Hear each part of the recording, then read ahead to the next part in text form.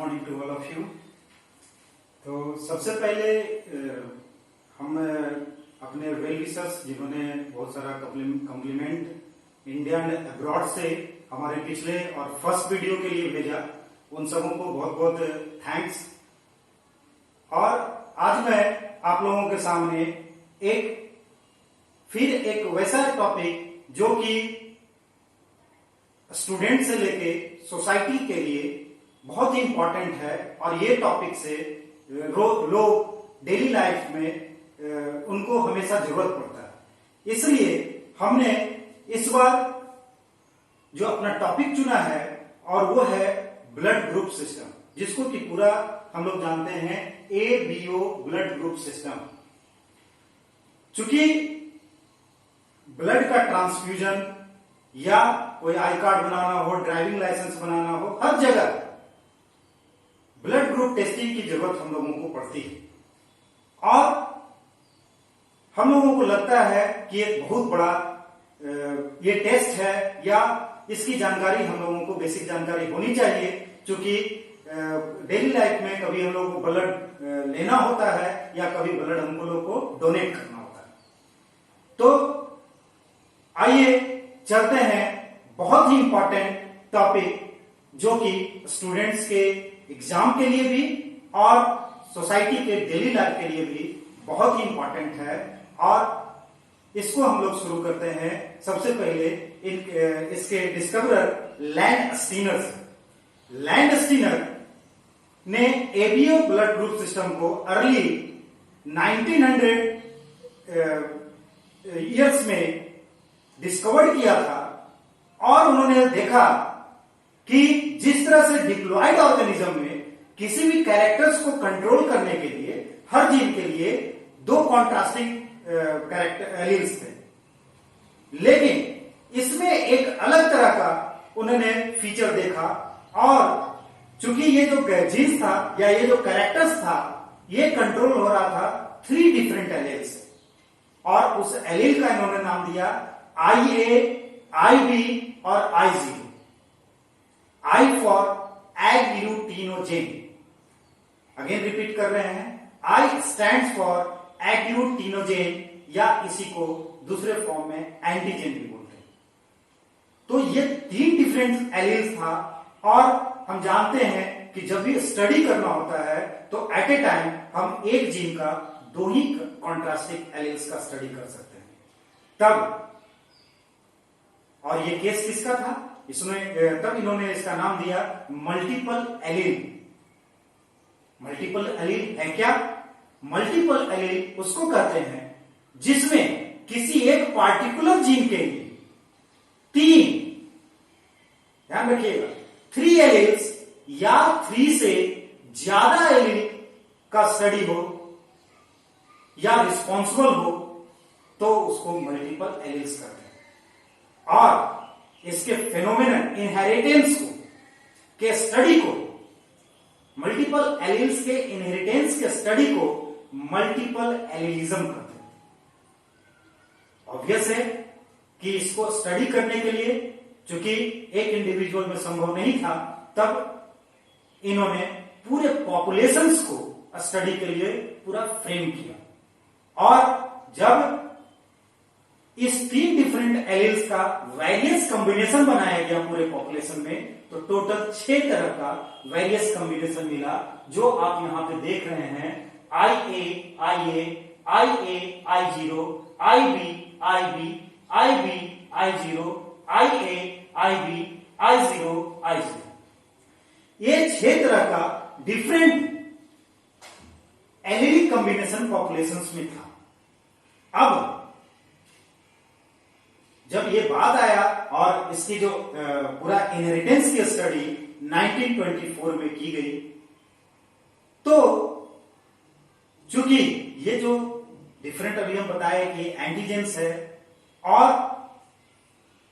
जब ये एंटीजेंस है तो ये कहीं ना कहीं किसी सरफेस पे, चूंकि हम लोग इसके एंटीजेंस के बारे में इम्यून सिस्टम में बहुत अच्छे से पढ़ चुके हैं, जिस तरह से वहां भी हम आपको बताए थे कि एंटीजेन इटसेल्फ एंटीबॉडी को फॉर्म करने के लिए एक्टिवेट नहीं करता है, बल्कि एंटीजेंस के ऊपर में डिफरेंट एपिटोप्स होते हैं, वो इसको एक्टिवेट करता है।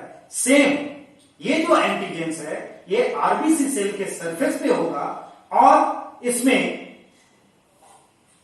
दो तरह का शुरू में स्टडी किया गया, बाद में 1940s में जाके लैंडस्टीनर और डिफरेंट अदर साइंटिस्ट ने मिलकर पता किया।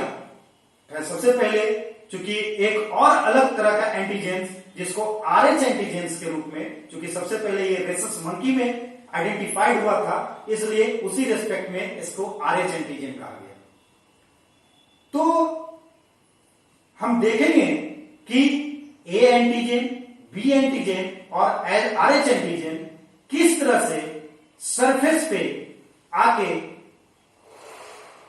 अपने ऊपर ये कोट करता है और किस तरह से एंटीबॉडी को फॉर्म करता है, और इसी चैप्टर में आगे देखेंगे कि हम किससे ब्लड ले सकते हैं और किसको ब्लड दे सकते हैं। तो एक एक करके सबसे पहले इसका जेनेटिक्स देखेंगे, तब जाके इसका इम्यून सिस्टम देखेंगे, क्योंकि ये दोनों के कॉम्बिनेशन से ही आपको इसका कॉन्सेप्ट क्लियर होगा। तो आइए चलते हैं। तो सबसे पहले हम यहां पे देखेंगे, अभी हम देख चुके कि डिफरेंट कॉम्बिनेशंस तो है, तो एक्चुअली किसी भी इंडिविजुअल में हो क्या रहा है। तो जब स्टडी किया गया तो दो एलील्स, आईए एलील और आईबी एलील आप देख रहे हैं, इसके अलावा भी एक एलील था एच एलील। ये H allele generally most of the population में ये डोमिनेंट फॉर्म में ही रहते हैं, और मैक्सिमम केसेस में ये अपने आप को एक्सप्रेस करेगा। तो ये करता क्या है? तो ये यहां पे हम देख रहे हैं 1 और 2 करके नंबरिंग किए हैं। एक्चुअली थोड़ा सा चूंकि इसके कॉन्सेप्ट को क्लियर करने के लिए थोड़ा बायोकेमिस्ट्री में इंटर कर रहे हैं। तो चूंकि हम पहले बताए थे कि एंटीजेंस जो होते हैं वो कोई मॉलिक्यूल्स होता है, या तो प्रोटीन मॉलिक्यूल्स हो सकता है, कार्बोहाइड्रेट मॉलिक्यूल हो सकता है, या लिपिड मॉलिक्यूल्स हो सकता है। तो यहां पे हम देखेंगे कि ये जो ए या बी एंटीजेंस है ये कुछ और नहीं, एक कार्बोहाइड्रेट मॉलिक्यूल्स है, और इसका फॉर्मेशन कैसे होता है। तो एच एन जो रहेगा ये क्या करता है, यहां पे एक ग्राउंड सब्सटेंस, जैसे कि कोई मकान बनाना हो तो उसका एक पिलर बनता है, सेम उसी तरह से यहां पे एक एच सब्सटेंस आप देख रहे हैं जिसमें 1 2 3 हमने मार्क किया है।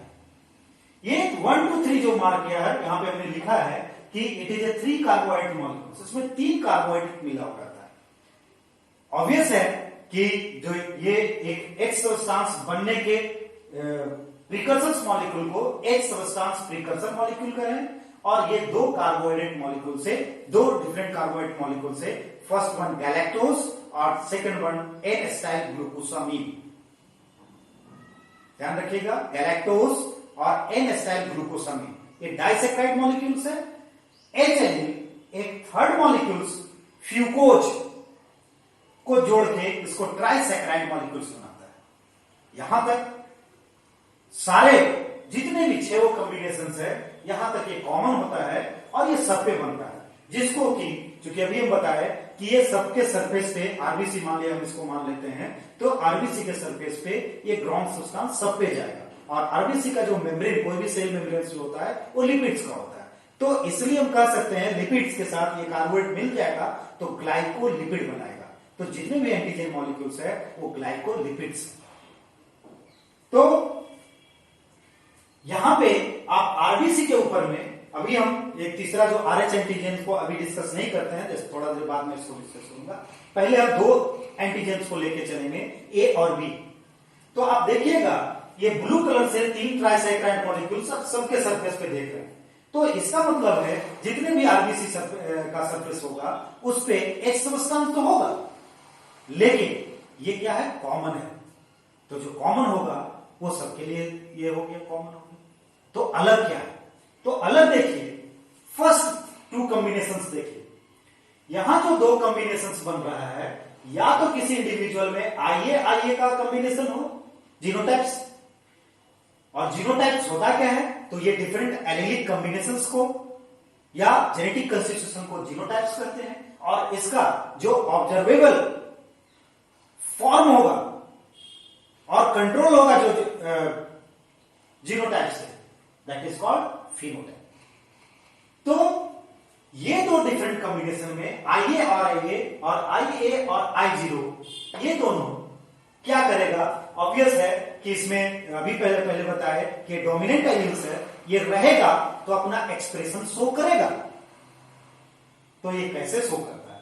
तो आइए हम लोग देखते हैं यहां पे IA एलील जिसमें होगा, मतलब फर्स्ट टू कॉम्बिनेशन, वहां पे ये एलील्स हम लोग जानते हैं कोई भी जीन्स जो होता है वो क्या करेगा? प्रोटीन्स का निर्माण करेगा, और वो प्रोटीन्स यहां पे क्या होता है? एंजाइम्स होते हैं। और ये एंजाइम, चूंकि हम जानते हैं कि कोई कार्बोहाइड्रेट ऐसे ही नहीं जुड़ा रहता है, हर कार्बोहाइड्रेट के बीच में एक बॉन्ड्स होते हैं, और ये बॉन्ड ग्लाइकोसिडिक बॉन्ड का रहता है, और इस ग्लाइकोसिडिक बॉन्ड को ऐड करने के लिए वहां रिस्पॉन्सिबल होगा कौन? एंजाइम्स। तो IA एलील जिस इंडिविजुअल में एक्टिव होगा, और ये कौन इंडिविजुअल होंगे? वैसे सारे लोग जिनका जेनेटिक कंस्टिट्यूशन या जीनोटाइप IA या IA हो, वो एक पार्टिकुलर एंजाइम्स का निर्माण करेगा, और वो एंजाइम एक पार्टिकुलर कार्बोहाइड्रेट जो कि N-एसिटाइल गैलेक्टोसामीन, यहां पे मैंने लिख दिया है N-एसिटाइल गैलेक्टोसामीन को, इस पार्टिकुलर जो ट्राइसेक्राइड पहले से था, यहां पे हमने रेड से ट्रायंगल शेप में दिखाया है, ये जाके इस पे ऐड हो जाएगा। अब ये ट्राइसेक्राइड टेट्रासेक्राइड 1 2 3 4 fourth molecule is combined with the pre existing X substance, ground substance molecule, that is trisaccharide, and now this forms the tetrasaccharide molecule, and now this is called A antigen। और ये antigen अब जाके जैसे यहां पे हम इसको दिखा रहे हैं कि अगर आप इसको X सब्सटेंस मानिए, और ये तो ट्राइसेक्राइड हो गया, और इस ट्राइसेक्राइड पे ये जाके RBCA मॉलिक्यूल्स है और ये मेम्ब्रेन्स है, और इस मेम्ब्रेन पे जाके ये ऐसे जाके फिक्स हो गया, और अब ये चूंकि लिपिड और carbohydrate, this is called glycolipid, और ये जाके टेट्रासेक्राइड्स पे बाइंड कर दिया। Now this is called A antigen, और ये सरफेस पे बाइंड कर गया। पहले ही आपको बताए थे कि जब किसी सरफेस पे एक यूनिक प्रॉपर्टी इस तरह से बाइंड कर जाएगा, that is called AP2। So now this A antigen is behave as a AP2 on the RBC cell। समझ गए होंगे? आइए दूसरे कॉम्बिनेशन को देखते हैं। दूसरा कॉम्बिनेशन हम यहां पे समझेंगे, थर्ड और फोर्थ, ये सेकेंड बॉक्स में हम आते हैं IB similarly as previous one, जिसमें B एलिल्स होंगे, वो डोमिनेंट होगा और वो अपना कंसर्निंग एंजाइम्स का फॉर्मेशन करेगा, और वो एंजाइम एक जो कि एक सब्सटेंस जो ट्राइसेक्राइड मॉलिक्यूल्स है ये कॉमन ही होगा, और अब एक चौथा मॉलिक्यूल गैलेक्टोज, ये गैलेक्टोज जाके इस पार्टिकुलर ट्राइसेक्राइड पे बाइंड कर जाएगा। Now this forms the tetrasaccharide B molecules, and now this tetracyclide molecule is called B antigen। So this is the beauty of this graph. You can better understand how the A antigen forms from the A substance in presence of IA allele in particular combination of genotype, and also you can better understand the B antigen tetrasaccharide molecule in the combination of this genotype IBIB and IBIC। So in this way you have seen the A alleles forms the A antigen and B alleles form the B antigen। चूंकि हम अभी थोड़ा देर के बाद इसको मिटाएंगे और इस boards को फिर डोनर्स वाला कॉम्बिनेशन देखेंगे, इसलिए आप इसको अच्छे से समझ लीजिए। इसमें कुछ समझना नहीं है, बहुत बेसिक्स है। तो बी के लिए भी अगर हम लोग देखते हैं तो बी में भी हम लोग इसी तरह से एक्सप्लेन कर सकते हैं कि ये एक्स सबस्टांस है और एक्स सबस्टांस में यहाँ पे ग्रीन से शो किए, इसलिए मैंने ग्रीन मार्कर से आपको शो कर रहे हैं। तो आरबीसी है, मेम्ब्रेन है, तो ऑब्वियस है एक्स सबस्टांस गया और ये बी एंटीजन जो ग्लैक्टोज है ये इस पे जाके बाइंड कर गया।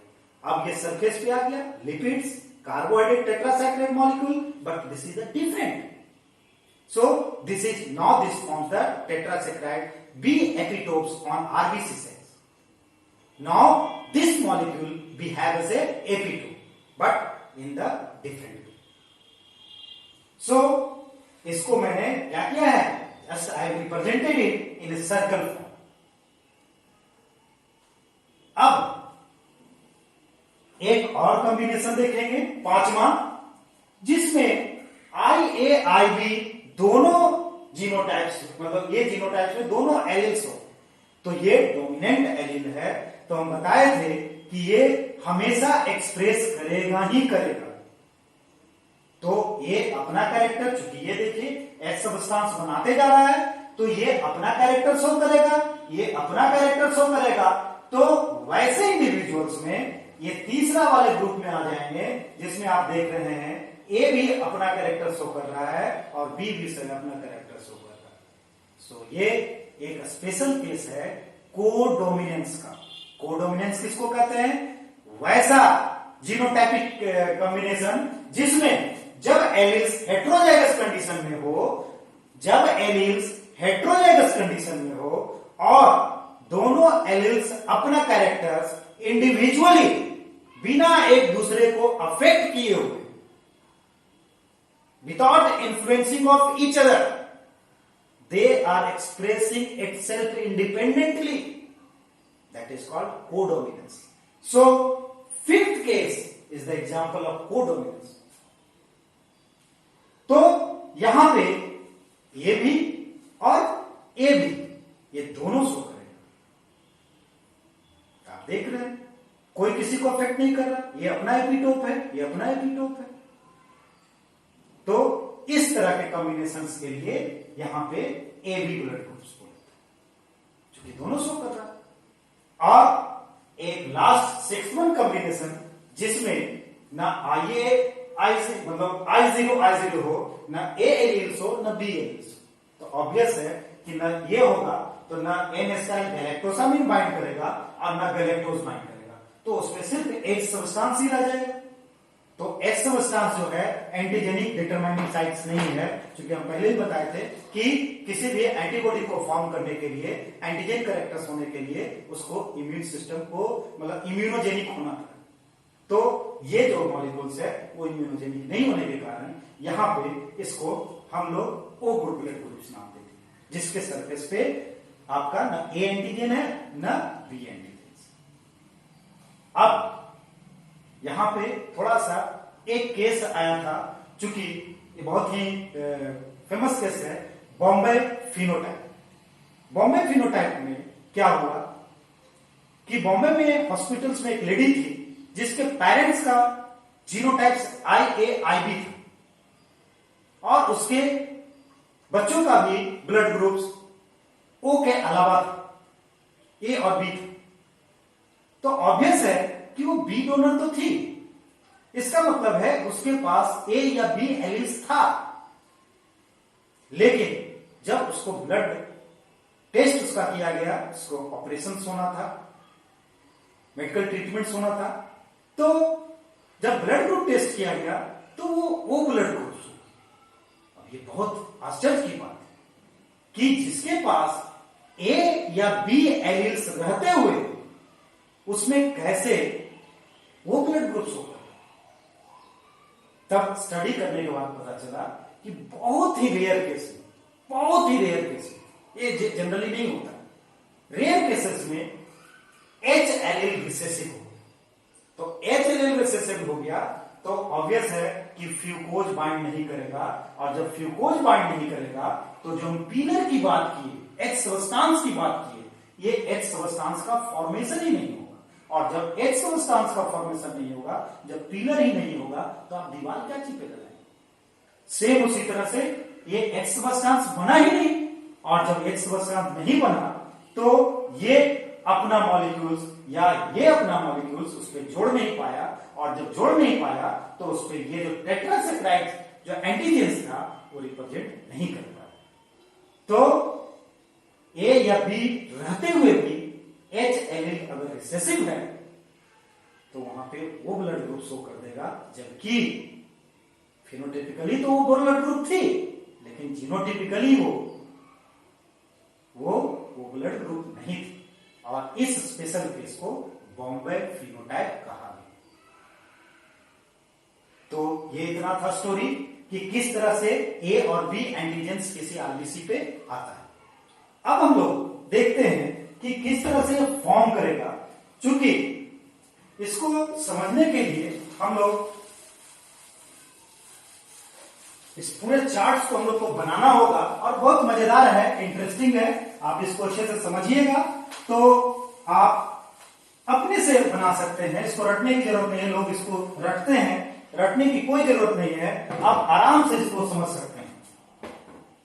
मैं यहां पे कॉलम्स को आगे बढ़ा रहा हूं ताकि चूंकि इसको मुझे फिल करना है, आप घर पे अपने से एक बार ट्राई करेंगे खुद फिल करके। एक बार जब खुद फिल कर देंगे तो आप इसको समझ सकते हैं। अब देखिए यहां पे मैंने 5 या 6 ग्रुप बनाया। जीनोटाइप सब समझ रहे हैं, फिनोटाइप्स पता है। एक विदाउट आरएच, चूंकि ए और बी पहला केस, और विथ आरएच। अगर आरएच का जो खोज हो गया तो आरएच का भी कंसिडर किए 1940 के बाद। तो इस आरएच को मैंने रिप्रेजेंट किया है ये सर्कल, सेडेड सर्कल से। और एंटीजन, एंटीबॉडी और डोनर, मतलब कौन उसको ब्लड दे सकता है, ले सकता है, इसको समझेंगे। तो सबसे पहले आप समझेंगे कि जिसके पास ए होगा तो इसका एंटीजन क्या होगा? ए होगा। ऑब्वियस है, इस ए का 2 ग्रुप बनेगा, चूंकि ए और बी के अनुसार तो बन गया, लेकिन एक आरएच, चूंकि ये अलग जीन से कंट्रोल हो रहा है, इसलिए हम लोगों को अलग कंसिडर करना पड़ा। ये उसका पार्ट नहीं है, ध्यान रखना। ये अलग जीन से कंट्रोल हो रहा है, तो या तो ये एक्सप्रेस करेगा उस पार्टिकुलर इंडिविजुअल में या नहीं करेगा। अगर एक्सप्रेस करेगा तो आरएच फैक्टर्स, चूंकि ये भी डोमिनेंट एलील है, करेगा तो उसको हम लोग रिप्रेजेंट करेंगे पॉजिटिव से, नहीं करेगा तो उसको रिप्रेजेंट करेंगे नेगेटिव से। तो यहां पे ए प्लस मतलब आरएच है, और दूसरा ए माइनस मतलब आरएच नहीं है, ये शो करेगा। ऑब्वियस है बी, और बी का भी 2 कॉम्बिनेशन बनेगा, बी प्लस और बी माइनस। इसके बाद यहां पे अभी हम बताए कि ये दोनों कोडोमिनेंस का केस है, तो यहां पे ये ए बी, ठीक है। तो इसमें भी 2 कॉम्बिनेशन बनेगा, ए बी पॉजिटिव और ए बी निगेटिव। और इसमें चूंकि इसका ये कोई एंटीजन नहीं है तो वो करते हैं, लेकिन चूंकि आरएच इस पे हो भी सकता है और नहीं हो सकता है, तो आरएच ओ पॉजिटिव और ओ निगेटिव, जिसको कि आप आराम से इस पूरे को 1 2 3 4 5 6 7 8 ये 8 को आप इस डायग्राम से देख सकते हैं।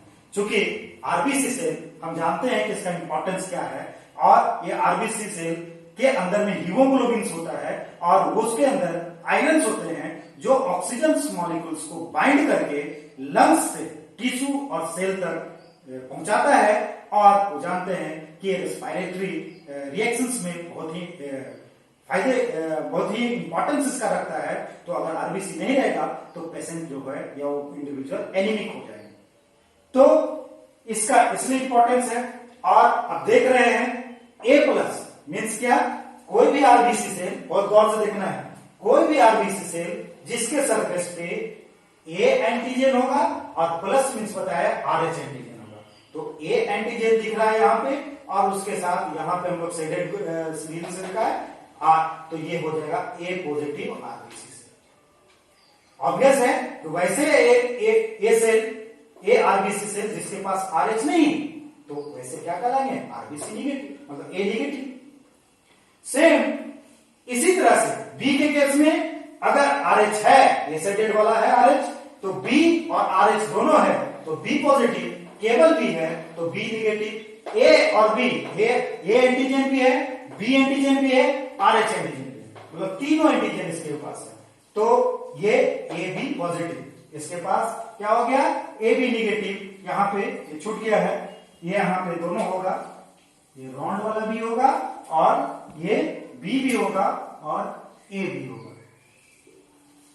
तो ये आपका दोनों यहां पे है, तो इसका मतलब है कि ए है बी है लेकिन आर एच नहीं है, तो ए बी निगेटिव, इस पे कोई भी एंटीजेंस ए और बी का नहीं है लेकिन आर एच है, इसलिए ओ पॉजिटिव, और इसके पास कोई भी ना ए है ना बी है ना आर एच है, इसलिए ये क्या कहलाएगा वो निगेटिव।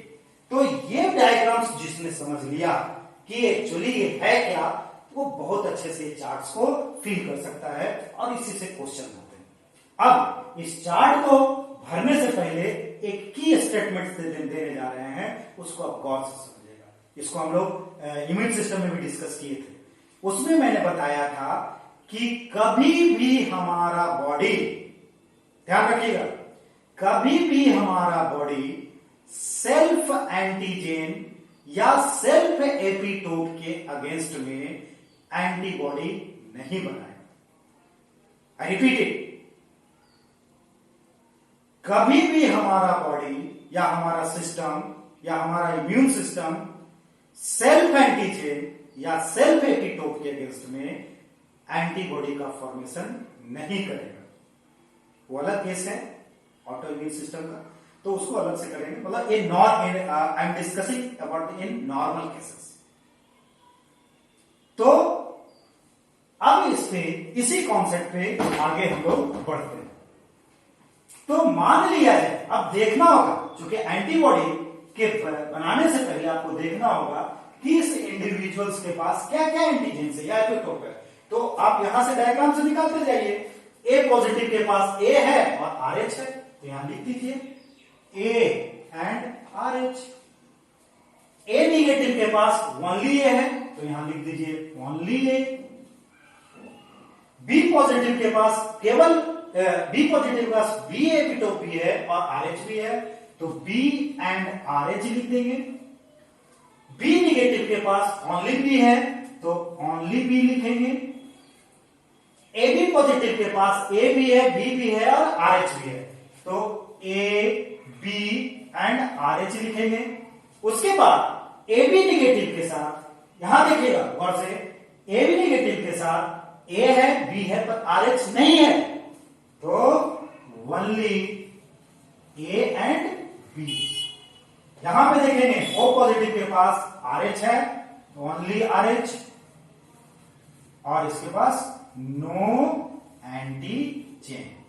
ये गौर ध्यान रखना है, इसको सेपरेट ताकि कंफ्यूजन ना हो, इसलिए हम इसको डिवाइड कर दे रहे हैं। अब हम लोग देखेंगे कि एंटीबॉडी का फॉर्मेशन कैसे होगा। अभी हमने स्टेटमेंट दिया सेल्फ एंटीजेन या सेल्फ एपिटोप के अगेंस्ट में एंटीबॉडी का फॉर्मेशन नहीं होगा। तो इस इंडिविजुअल का, इस जीनोटाइप का क्या होगा, ए और आर एच इसका क्या हो गया सेल्फ एंटीजेन। तो कौन इसका नॉन सेल्फ है, तीन ही तो एंटीजेन कंसिडर किए, ए बी और आर एच, तीन ही, ये तीन है आर एच एंटीजन पे काम करेंगे, ए बी और आर एच, क्योंकि यही सरफेस पे आ रहा है। तो दो एंटीजन तो इसका अपना सेल्फ एंटीजन है, तो सिर्फ इसका कौन सा है, बी इसका नहीं है। तो हम लोग अब बी के अगेंस्ट में ये इंडिविजुअल सिर्फ नॉन सेल्फ एंटीजन या एपिटोप के अगेंस्ट में एंटीबॉडी बनाएगा, and B is not its, या कह सकते हैं B is non self antigen या epitopes of particular this individual, this one A positive, so anti B बनाएगा। यहां पे A है, तो इसका कौन कौन नॉन सेल्फ है, B और RH, तो यहां पे एंटी B भी बनेगा एंड एंटी RH भी बनेगा। अब यहां देखिएगा बी और आर एच इसका अपना है, सेल्फ एंटीजन है, नहीं बनाएगा एंटीबॉडी इस दोनों एंटीजन के अगेंस्ट में, सिर्फ इसका कौन सा नॉन सेल्फ है, ए है, तो यहां पे बनेगा सिर्फ एंटी ए, मतलब ए के अगेंस्ट में एंटीबॉडी। इसका बी एंटीजन सिर्फ इसका क्या है सेल्फ एंटीजन है, तो ये बनाएगा anti A and anti RH। उसके बाद अब इसका देखिए, तीनों एंटीजन इसका सेल्फ एंटीजन है, तो यहां पे क्या करेगा, कोई भी एंटीबॉडी नहीं बनाएगा, नो एंटीबॉडी। और ये इसमें ओनली ए भी है, तो यहां पे नो एंटीबॉडी। और इस केस में एंटी RH, और ओनली RH है, यहां पे RH किसका है, अपना सेल्फ है, बाकी इसका सब नॉन सेल्फ है, सिर्फ RH इसका सेल्फ है। तो anti A and anti B, anti A and anti B, और यहां कोई एंटीजन इसके पास नहीं है, मतलब सारे के सारे इसका। तो यहां पे anti A, anti B and anti RH, इतना। अब देखिए, पहले ही बताए थे कि एंटीबॉडीज क्या है, मिसाइल है, और ये मिसाइल जब किसी एपिटोप से टकराएगा, जब कोई एपिटोप है इस पे टकराएगा तो इसे बाइंड करेगा और इसको क्या कर देगा, लाइस एग्लूटिनेशन करवाता है। जस्ट लाइक जैसे कि आप नींबू को दूध में डालते हैं तो फट जाता है, सेम अगर ये एंटीबॉडी मिक्स कर दीजिए या गलत एंटीबॉडी मिक्स कर दीजिए, तो ये एंटीबॉडी उस एपिटोप से बाइंड करेगा और आरबीसी को लाइस कर देगा, एग्लूटिनेट करवा देगा। और इस प्रोसेस को एग्लूटिनेशन करते हैं। और उसमें जैसे दूध फटा दिखता है, आराम से आप माइक्रोस्कोप में या ऐसे भी जनरल नेकेड ऐसे देखिएगा तो फटा फटा फटा फटा सा ब्लड ऐसे लीजिएगा तो बिल्कुल यूनिफॉर्म दिखता है, लेकिन जब फट जाता है, मतलब एग्लूटिनेट कर जाता है, तो फटा हुआ दूध की तरह दिखेगा, दही की तरह दिखेगा। तो कौन कौन सा इसमें कर सकता है, तो इसके पास मिसाइल क्या है, एंटी बी, मतलब बी अगर इसको गया आरबीसी, बी जिसके जिसके पास एंटीजन है, अगर वैसा आरबीसी इसको चढ़ा दिए, इसको ब्लड ट्रांसफ्यूज करवा दिए, तो ये उसको क्या कर देगा, लाइस कर देगा। तो यहां देखिए, जिसके जिसके पास बी है उसको इसको मत दीजिए, मतलब ए प्लस इसको ब्लड दे सकते हैं, ए माइनस इसको ब्लड दे सकता है, बी है इसके पास, बी है इसके पास, बी है इसके पास, बी है इसके पास, ये चारों नहीं दे सकता इसको ब्लड, क्योंकि बी के अगेंस्ट में मिसाइल इसके पास प्रेजेंट है, एंटीबॉडी है।